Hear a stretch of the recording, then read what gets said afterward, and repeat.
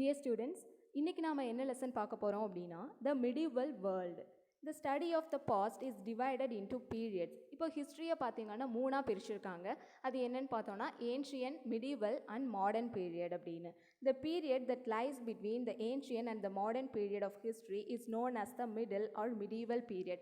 இப்போ ஏன்ஷியனுக்கும் மாடர்னுக்கும் இடைப்பட்ட அந்த டைமை தான் வந்து நாம medieval period அப்படின்னு சொல்கிறோம். In India, the medieval period stretches from the beginning of 8th to the end of the 18th century.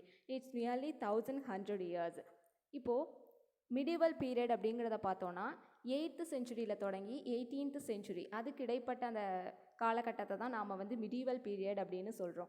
The 8th century is generally taken as the beginning because society, economy, polity, religion and culture underwent many changes during this century.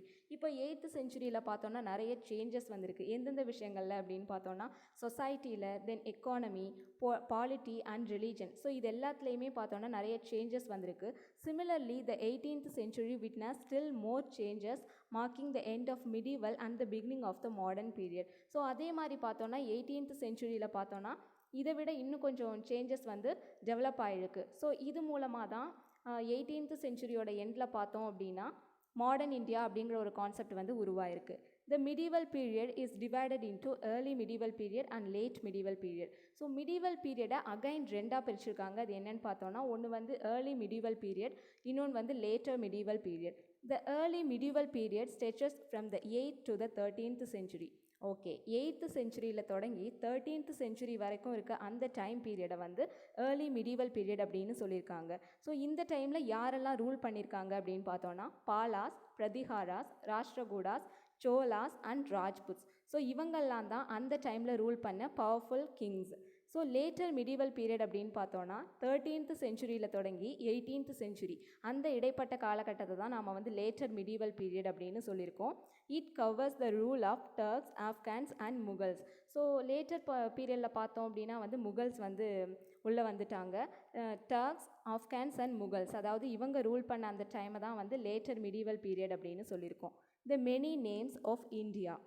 So இந்தியாவுக்கு இருக்க வேறு பெயர்கள் பற்றியும் அது வந்து எப்படி வந்துச்சு அப்படிங்கிறத பற்றியும் நாம் பார்க்கலாம். Our country is commonly referred to as Bharat, India or Hindustan. So இந்தியாவை வந்து வேறு சில பெயர்கள் என்னென்னலாம் சொல்கிறாங்க அப்படின்னு பார்த்தோன்னா பாரத் ஆர் ஹிந்துஸ்தான் அந்த மாதிரியான பெயர்களில் வந்து சொல்கிறாங்க.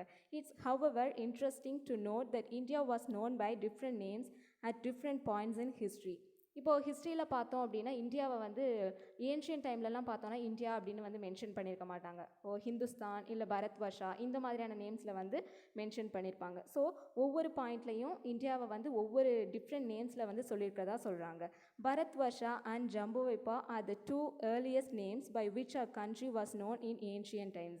ஓகே, ஏன்ஷியன் டைம்ஸில் வந்து இந்தியாவை எப்படி சொல்லியிருக்காங்க அப்படின்னு பார்த்தோன்னா பரத் வர்ஷா இல்லை ஜம்புவிப்பா அப்படின்னு சொல்லியிருக்காங்க. India was also known as the land of the people who live along the river Sindhu. இப்போ இந்தியாவுக்கு வந்து இந்தியா அப்படிங்கிற நேம் வந்து எதனால் வந்துச்சு அப்படின்னு பார்த்தோன்னா நம்ம ஆல்ரெடி பார்த்தோம், சிவிலைசேஷன் அப்படிங்கிறது பார்த்தோன்னா சிந்து நதிக்கரையில் தான் வந்து உருவாயிருக்கு. ஸோ அந்த ரிவர் ரிலேட்டடான ஒரு டேர்ம் தான் வந்து இந்தியா அப்படிங்கிறது. ஏன்னா சிந்து அப்படிங்கிறது பார்த்தோன்னா ஒரு சான்ஸ்கிரிட் வேர்ட். ஸோ இதை வந்து எப்படி வந்து ப்ரொனவுன்ஸ் பண்ணுறாங்க அப்படின்னு பார்த்தோன்னா ஹிந்து அப்படின்னு சொல்கிறாங்க. ஸோ இதையே ஃப்ரெஞ்சில் பார்த்தோன்னா இண்டே அப்படின்னு சொல்கிறாங்க. ஃபைனலாக இங்கிலீஷில் வந்து என்னென்ன ஆயிடுச்சு அப்படின்னு பார்த்தோன்னா இந்தியா அப்படின்னா மாறிடுச்சு. The way we understand Hindustan today is quite different from what's understood in medieval time. So Hindustan அப்படிங்கிறது வந்து எந்தெந்த ஃபார்மேட்டில் மாறி இந்தியா அப்படிங்கிறது வந்திருக்கு அப்படிங்கிறத நாம் பார்த்தோம். For example, according to some medieval scholars, Hindustan comprised territories that were part of Delhi Sultanate. On the other hand, Babur, the founder of the Mughal Empire, used the term Hindustan to describe the geography and natural vegetation of the subcontinent. இப்போ Mughal medieval ஹிஸ்ட்ரியில் நாம் பார்த்தோம் அப்படின்னா இப்போ பாபர் அவங்களா இருக்கட்டும் இல்லை Delhi sultanate அவங்க ரூல் பண்ணும்போதாக இருக்கட்டும், இந்தியாவை வந்து டிஸ்கிரைப் பண்ணும்போது, அதாவது இங்கே இருக்க ஜியாகிரபிக்கல் கண்டிஷன்ஸ், வெஜிடேஷன் இது எல்லாத்தையும் பற்றி சொல்லும்போது அவங்க என்ன நேம் யூஸ் பண்ணியிருக்காங்க அப்படின்னு பார்த்தோன்னா ஹிந்துஸ்தான் அப்படிங்கிறத தான் வந்து அவங்க யூஸ் பண்ணியிருக்காங்க. It was only in the 19th century during the British Raj that Hindustan came to be used synonymously with India. So Mughals இருந்த வரைக்குமே இந்தியாவை வந்து ஹிந்துஸ்தான் அப்படிங்கிற நேமில் தான் வந்து ரூல் பண்ணிட்டு இருந்தாங்க. எப்போ வந்து ஹிந்துஸ்தான் அப்படிங்கிறது இந்தியா அப்படின்னு மாறினுச்சுன்னு பார்த்தோன்னா பிரிட்டிஷ் வந்ததுக்கப்புறமா தான், அதாவது 19th செஞ்சுரிக்கு அப்புறமா தான் ஹிந்துஸ்தான் அப்படிங்கிறத வந்து கம்ப்ளீட்டாக இந்தியா அப்படின்னு வந்து மாற்றிட்டாங்க.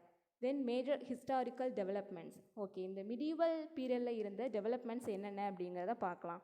The medieval period in India is characterized by some important developments. Medieval timeல பார்த்தோம் அப்படின்னா இந்தியாவில் வந்து நிறைய டெவலப்மெண்ட்ஸ் வந்திருக்கு. The coming of the Muslims led to the growth of mixed culture. So medieval டைமில் தான் பார்த்தோன்னா இந்தியாவுக்கு வந்து முஸ்லீம்ஸோட இன்வேஷன் வந்திருக்கு. there was interaction between north and south India and between the Hindus and Muslims. So இந்த டைமில் தான் பார்த்தோன்னா இப்போது மிடிவல் பீரியடில் பார்த்தோன்னா முகல்ஸ் வந்து நார்த் இந்தியாவை தான் வந்து ரூல் பண்ணிட்டு இருந்தாங்க. ஸோ நார்த் இந்தியாவுக்கும் சவுத் இந்தியாவுக்கும் ஒரு கனெக்ஷன் வந்திருக்கு. ஸோ அது மட்டும் இல்லாமல் ஹிந்துஸ்க்கும் முஸ்லீம்ஸ்க்கும் இடையிலையும் ஒரு கனெக்ஷன் வந்து உருவானது பார்த்தோன்னா இந்த மிடிவல் டைமில் தான் அப்படின்னு சொல்லியிருக்காங்க. The cultural exchange led to the growth of a culture that was above regional and caste difference. It was Indian culture. So இப்படி ஹிந்து முஸ்லீம் கனெக்ட் ஆகி உருவான ஒரு மிக்ஸ்டு கல்ச்சர் தான் வந்து இந்தியன் கல்ச்சர் அப்படின்னு சொல்லியிருக்காங்க. The Muslim dynasties, particularly the Mughals, provided many centuries of the political stability to the country. இப்போ இந்த முகல்ஸ் பார்த்தோம் அப்படின்னா நிறைய வருஷம் வந்து ரூல் பண்ணியிருக்காங்க. ஸோ அதனால் அவங்களால வந்து ஒரு பொலிட்டிக்கல் ஸ்டெபிலிட்டியை வந்து கொண்டு வர முடிஞ்சுது. This led to an increased trade and rapid growth of town and cities. So அவங்க மூலமாக நிறைய ட்ரேட் பண்ணது மூலமாக இங்கே நிறையா சிட்டிஸும் டவுன்ஸும் வந்து உருவாயிருக்கிறதா சொல்லியிருக்காங்க. Trade led to a greater interaction between people from different parts of the world. அவங்க பார்த்தோன்னா வேர்ல்டில் நிறைய பகுதிகளில் வாழ்கிற மக்களோட ட்ரேட் பண்ணியிருக்காங்க. India borrowed many things from the cultures of other countries. இப்போ இந்தியாவுக்கு வந்து ஏதோ ஒரு பொருள் தேவைப்பட்டுச்சு அப்படின்னா வந்து மற்ற கண்ட்ரீஸ்கிட்டேருந்து அதை வாங்கியிருக்காங்க. ஸோ இது மூலமாக ட்ரேட் அப்படிங்கிறது வந்து டெவலப் ஆகிருக்கு. During the medieval period, Islam spread in India. Medieval டைமில் தான் பார்த்தோன்னா இஸ்லாம் அப்படிங்கிற ஒரு மதம் வந்து இந்தியாவில் வந்து ஸ்ப்ரெட் ஆக ஆரம்பிச்சது. The Bhakti and Sufi movement spread the message of devotion to God and kindness towards all human beings. இப்போ பக்தி மூமெண்ட் அப்படின்னு பார்த்தோன்னா இது ஹிந்துயிசம் ரிலேட்டடான ஒரு மூமெண்ட். சூஃபி மூமெண்ட் அப்படின்னு பார்த்தோன்னா இது இஸ்லாம்ஸ் ரிலேட் ஆனது. ஸோ இவங்களோட ஒரு எய்ம் என்ன அப்படின்னு பார்த்தோன்னா காட் மேலே இருக்க டிவோஷனை வந்து பீப்புள் கிட்டே எடுத்து சொல்லணும் அப்படிங்கிறது தான். You will read more about these two movements. Okay, இதை பற்றி நாம் வந்து பின்னாடி வந்து டீட்டெயிலாக பார்க்கலாம். ஸோ இப்போ வந்து நம்ம சோர்சஸ், அதாவது மிடிவல் இந்தியா பற்றி தெரிஞ்சுக்கணும் அப்படின்னா நமக்கு எந்த மாதிரியான சோர்சஸ்லாம் வந்து ஹெல்ப்ஃபுல்லாக இருக்குது அப்படிங்கிறத பார்க்கலாம். Like the ancient period, information on the medieval period is derived from archaeological and literary sources. Okay, sources அப்படின்னு எடுத்துக்கிட்டாலே நமக்கு வந்து ஆர்கியாலஜிக்கல் சோர்சஸும் இருக்குது, லிட்ரரி சோர்சஸும் இருக்குது. There is an abundance of sources for this period. அதுவே வந்து மிடிவல் பீரியடுக்கு சோர்சஸ் அப்படின்னு பார்த்தோன்னா நமக்கு வந்து நிறையா சோர்சஸ் அவைலபிலிட்டி இருக்குது. The books written during this period are available to us. The monuments that were constructed still stand. இப்போ மிடிவல் டைமில் பார்த்தோம் அப்படின்னா நிறைய மான்யூமெண்ட்ஸ் இருக்குது. இப்போது முகல்ஸாக இருக்கட்டும், சுல்தான்ஸாக இருக்கட்டும், நிறைய பில்டிங்ஸ் வந்து கன்ஸ்ட்ரக்ட் பண்ணியிருக்காங்க. ஸோ அது மூலமாக இவங்களை பற்றின நிறைய இன்ஃபர்மேஷன் வந்து நாம் தெரிஞ்சுக்க முடியுது. That's why we know much more about the medieval period than the ancient period. So அதை தான் சொல்லியிருக்காங்க. ஏன்ஷியன் பீரியடில் வந்து இந்த மாதிரியான மான்யூமெண்ட்ஸ் வந்து அவ்வளோவா இல்லை. ஸோ மான்யூமெண்ட்ஸ் இந்த மாதிரியான ஹிஸ்டாரிக்கல் பில்டிங்ஸ் வந்து எந்த டைமில் அதிகமாக இருந்துச்சுன்னு பார்த்தோன்னா இந்த மிடிவல் டைமில் தான். ஸோ அதனால தான் அவங்கள பற்றின plenty ஆஃப் சோர்சஸ் வந்து நமக்கு கிடைக்குது. ஸோ நம்ம ஃபஸ்ட்டு வந்து ஆர்கியாலஜிக்கல் சோர்ஸ் பற்றி பார்க்கலாம். Archaeological sources include temples, palace, mosque, fort, tombs, coins, inscription, utensils, tools, weapons, ornaments and paintings. So இது எல்லாத்தையுமே நாம் வந்து கலெக்டிவாக வந்து ஆர்கியாலஜிக்கல் சோர்ஸ் அப்படின்னு சொல்லுவோம். They give us an idea of political, social and economic history of the time. So archaeological source மூலமாக நம்ம எதெல்லாம் தெரிஞ்சுக்க முடியும் அப்படின்னா அவங்களோட political condition, social and economic condition, so இதை பற்றி நாம் தெரிஞ்சுக்க முடியும். Many rulers particularly in south India encourage temple building. Temples a rich source of religious and cultural history. இப்போ இதுவே சவுத் இந்தியாவில் பார்த்தோம் அப்படின்னா வந்து இங்கே ரூல் பண்ண கிங்ஸ் எல்லாம் என்ன பண்ணியிருப்பாங்கன்னு பார்த்தோன்னா நிறைய டெம்பிள் கன்ஸ்ட்ரக்ஷன் பண்ணியிருப்பாங்க. ஸோ இது மூலமாக நம்ம அவங்களோட ரிலீஜியஸ் கல்ச்சரை பற்றி தெரிஞ்சுக்க முடியும். Paintings are another valuable source as they tell about customs, food habit, dress and jewelry of the period. Okay, paintings அந்த காலத்தில் பார்த்தோன்னா நிறைய பெயிண்ட் பண்ணியிருப்பாங்க. பெயிண்டிங்ஸ் மூலமாக நாம் எந்த மாதிரியான விஷயங்கள்லாம் தெரிஞ்சுக்க முடியும்னு பார்த்தோன்னா அவங்களோட கஸ்டம்ஸ், அவங்க எந்த மாதிரியான பழக்க வழக்கங்கள் ஃபாலோ பண்ணுறாங்க, then food habits, dresses, jewellery, so இதெல்லாம் அந்த பெயிண்டிங்ஸில் வந்து அவங்க நமக்கு காமிச்சிருப்பாங்க. Coins are very important for the study of medieval period. So medieval பீரியடில் பார்த்தோன்னா ஒவ்வொரு கிங்கும் வந்து நிறைய coins, different types of coins வந்து இஷ்யூ பண்ணியிருக்காங்க. ஸோ இதுவும் வந்து ஒரு இம்பார்ட்டன்ட் சோர்ஸாக நமக்கு இருக்குது. They give us dates of important political events. So அதில் பார்த்தோன்னா அந்த டைமில் நடந்த ஒரு பொலிட்டிக்கல் ஈவெண்ட்டை வந்து மென்ஷன் பண்ணியிருப்பாங்க. இப்போ ஒரு புக்கு வந்து நமக்கு கிடைக்குது. ஸோ அது வந்து யாரோட பீரியடை சேர்ந்தது அப்படின்னு பார்த்தோன்னா அலாவுதீன் கில்ஜி, அதாவது டிராய பரீட்சா அப்படிங்கிறது. அப்படின்னா என்ன மீனிங்னு பார்த்தோன்னா an examination of coins. So இது மூலமாக வந்து அவங்களோட மின்ட், அதாவது இந்த நாணயங்கள்லாம் அச்சிடுவோம் இல்லையா, ஸோ இது வந்து சுல்தான் பீரியடில் வந்து இருந்திருக்கு அப்படிங்கிறத வந்து நாம் தெரிஞ்சுக்க முடியுது. Inscriptions from South India record proclamations by kings and gift to temples and landmen. இப்போ இன்ஸ்கிரிப்ஷன், அதாவது இப்போ டெம்பிளில் இருக்க கல்வெட்டுகளில் பார்த்தோன்னா எந்த மாதிரியான இன்ஃபர்மேஷன்ஸ் இருக்கும் அப்படின்னு பார்த்தோன்னா அந்த டெம்பிள் யார் வந்து கன்ஸ்ட்ரக்ட் பண்ணியிருக்காங்க, ஸோ அந்த டைமில் எந்த கிங் இருந்திருக்காங்க, அவங்க எவ்வளோ வந்து டொனேட் பண்ணியிருக்காங்க, அதாவது கிஃப்ட் பண்ணியிருக்காங்க, ஸோ அந்த டெம்பிளுக்கு யாரெல்லாம் வந்து தானமாக எதெல்லாம் தந்திருக்காங்க அப்படிங்கிற இந்த இன்ஃபர்மேஷன்ஸ் எல்லாமே வந்து அந்த இன்ஸ்கிரிப்ஷன்ஸில் இருக்கும். ஸோ இதெல்லாம் தான் archaeological sources. Then we move on to literary source. Written records of the medieval period are found in plenty. இப்போ மிடீவல் பீரியட் பற்றி நமக்கு தெரிஞ்சுக்கணும் அப்படின்னா லிட்ரரி சோர்சஸ் பார்த்தோன்னா நிறையவே நமக்கு கிடைக்கிது. Paper was easily available during this period. ஏன்னா அந்த டைமில் வந்து பேப்பர் அது வந்து எல்லாருக்குமே வந்து ரொம்ப ஈஸியாக கிடைக்கிது. ஸோ அதனால் எல்லாருமே வந்து நிறைய விஷயங்களை எழுதி வச்சுருக்காங்க. லிட்ரரி சோர்சஸ் இன்க்ளூட், இப்போ லிட்ரரி சோர்சஸ்னு எதெல்லாம் சொல்லியிருக்காங்கன்னு பார்த்தோன்னா க்ரானிக்கல்ஸ், அதாவது க்ரானிக்கல்ஸ்னால் ஒன்றும் இல்லை, இப்போ கிங் பற்றியும் அவங்களோட கோர்ட் பற்றியும் எழுதுறது தான் வந்து க்ரானிக்கல். தென் பயோகிராஃபிஸ், ஆட்டோபயோகிராஃபிஸ், அதாவது பயோகிராஃபி அப்படின்னா வந்து நம்மளை பற்றி வேறு ஒருத்தவங்க எழுதுறது வந்து பயோகிராஃபிஸ் அப்படின்னு சொல்லுவோம். ஆட்டோபயோகிராஃபி அப்படின்னா வந்து நம்மளை பற்றி நம்மளே எழுதுறது, நம்மளோட ஹிஸ்ட்ரியை நாமளே எழுதணும் அப்படின்னா அதுதான் வந்து autobiography. Then farmans and correspondence, other court records, இதெல்லாமே வந்து இந்த லிட்ரரி சோர்சஸில் வரும். ஸோ ஃபஸ்ட்டு வந்து க்ரானிக்கல்ஸ் பார்க்கலாம். A chronicle is a record of a rule of king and life at the court. So already நான் சொன்னேன், க்ரானிக்கல் அப்படின்னு பார்த்தோன்னா ஒரு கிங்கோட ரூல் பற்றியும் அவங்களோட கோர்ட் பற்றியும் தான் வந்து எழுதியிருப்பாங்க. Most kings had court chroniclers who wrote in detail about what happened during their region.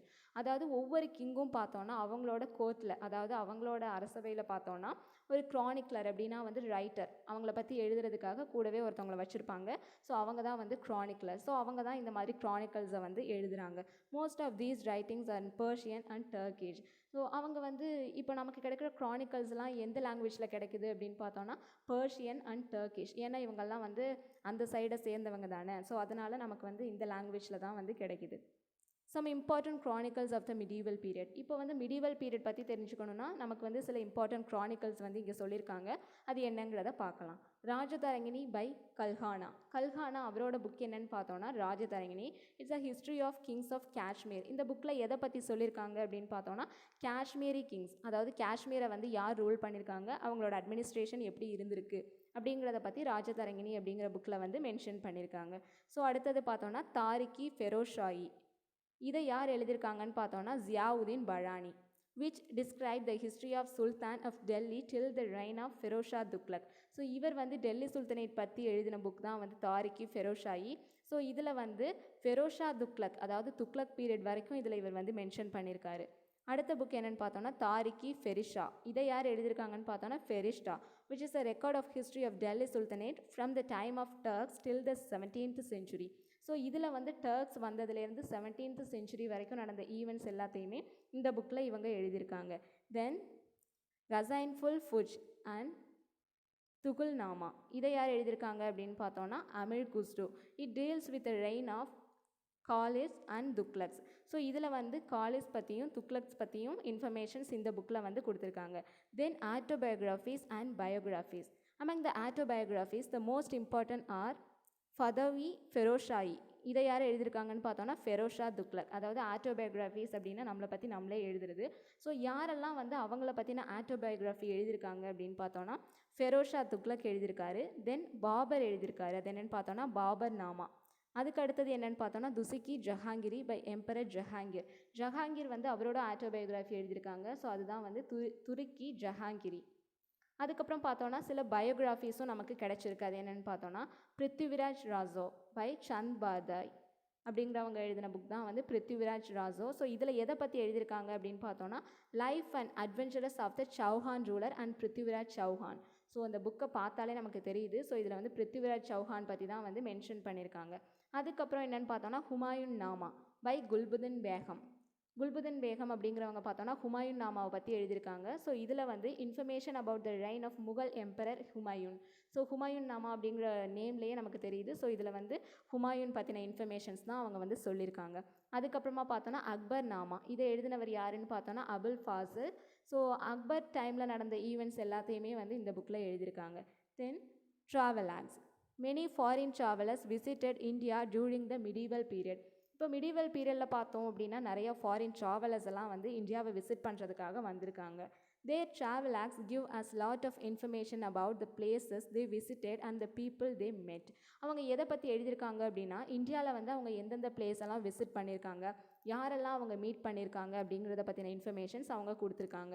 Some of well known visitors who wrote travel acts. இதில் வந்து சில இம்பார்ட்டன்ட் விசிட்டர்ஸை பற்றி நமக்கு கொடுத்துருக்காங்க, அவங்க எங்கேருந்து வந்திருக்காங்க அப்படிங்கிறதையும் நமக்கு கொடுத்துருக்காங்க. Alberuni who came from central Asia. Alberuni அப்படிங்கிறவர் எங்கேருந்து வந்தாருன்னு பார்த்தோன்னா சென்ட்ரல் ஏஷியாவிலேருந்து. Then Ibn Battuta who wrote Rihla. Rihla அப்படின்னா வந்து ட்ராவல்ஸ் அப்படின்னு அர்த்தம். ஸோ இவர் எங்கேருந்து வந்திருக்காங்க அப்படிங்கிறது அது நமக்கு கொடுக்கல.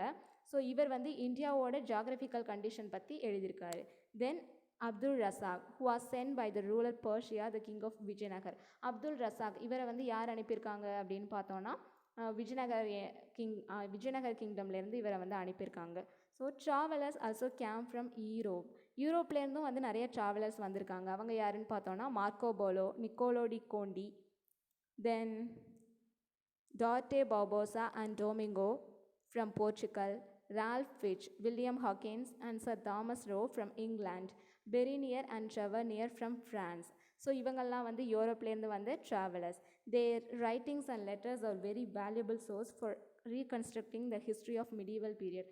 ஸோ இவங்க கொடுத்துருக்க இன்ஃபர்மேஷன்ஸ் மூலமாக மிடிவல் இந்தியா பற்றி நம்ம வந்து நிறையா தெரிஞ்சுக்க முடியுது அப்படின்னு சொல்லியிருக்காங்க. ஸோ இப்போ நாம் கொஷின்ஸ்க்கு போகலாம். The century mark the end of the medieval period in India. So இந்தியாவில் பார்த்தோம் அப்படின்னா மிடிவல் பீரியட் வந்து எந்த செஞ்சுரியோட வந்து எண்ட் ஆயிருக்கு அப்படின்னு வந்து கேட்டிருக்காங்க. Babur use this term to describe the geography and natural vegetation. Okay, இந்தியாவை பற்றி சொல்லும்போது பாபர் வந்து எந்த டேர்ம் வந்து யூஸ் பண்ணியிருக்காங்க அப்படின்னு கேட்டிருக்காங்க. This archaeological source டெல்ஸ் about the custom, food habit, dress. Okay, archaeological source அப்படின்னு நாம் வந்து நிறையா பார்த்தோம். ஸோ அதில் வந்து கீழே கொடுத்துருக்கிறதுல எந்த சோர்ஸில் வந்து ஃபுட் ஹேபிட், ட்ரெஸ்ஸு, கஸ்டம்ஸ் இதை பற்றியெல்லாம் நாம் தெரிஞ்சுக்க முடியுது அப்படின்னு கேட்டிருக்காங்க. This is a history of kings of Kashmir. Kashmir ஹிஸ்ட்ரியை சொல்கிற புக் எது அப்படின்னு கேட்டிருக்காங்க. This traveller was sent by ruler of Persia the kingdom of Vijayanagar.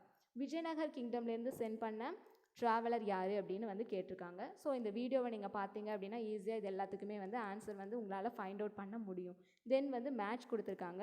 So இந்த சைடில் வந்து சில ட்ராவலர்ஸ் நேம் கொடுத்துருக்காங்க, இந்த சைடில் அவங்க வந்து எங்கேருந்து வந்திருக்காங்கங்கிறத கொடுத்துருக்காங்க. ஸோ அதை கரெக்டாக வந்து நீங்கள் தான் வந்து மேட்ச் பண்ணணும். ஸோ இந்த சைட் பார்த்தோன்னா Domingo Paes, Tavernier, Marco Polo, sir Thomas Roe, Alberuni. So இந்த சைடு வந்து கண்ட்ரி கொடுத்துருக்காங்க, Italy, England, central Asia, France and Portugal. So இந்த ட்ராவலர்ஸ் வந்து எந்த கண்ட்ரியை சேர்ந்தவங்க அப்படிங்கிறத வந்து கரெக்டாக மேட்ச் பண்ணணும்.